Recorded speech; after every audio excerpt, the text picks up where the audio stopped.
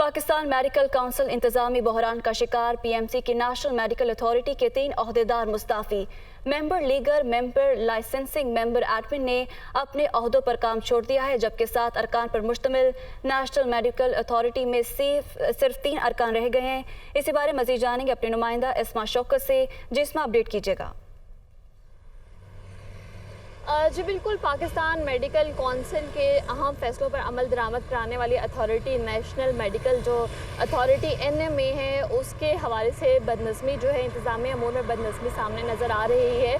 ज़राए के मुताबिक इस अथॉरिटी के 7 मेंबरान होते हैं। 7 मेंबरान में से एक मेंबर ने ऑलरेडी जो एक मेंबर की सीट है वो खाली है, जबकि 3 मेंबरान ने जो है वो इख्तलाफात की बुनियाद पर जो है वो इस्तीफ़ा दे दिया है।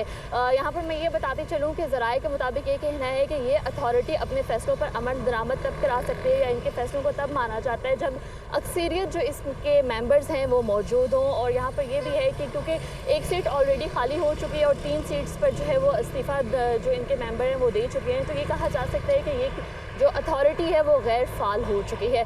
जबकि इस हवाले से जो पाकिस्तान मेडिकल कमीशन के तर्जुमान हैं, उनका ये मौक़िफ़ सामने आ रहा है कि इस्तीफ़े जो हैं वो मौसूल हो चुके हैं, लेकिन इस्तीफ़ों को अभी कबूल नहीं किया गया, माना नहीं है।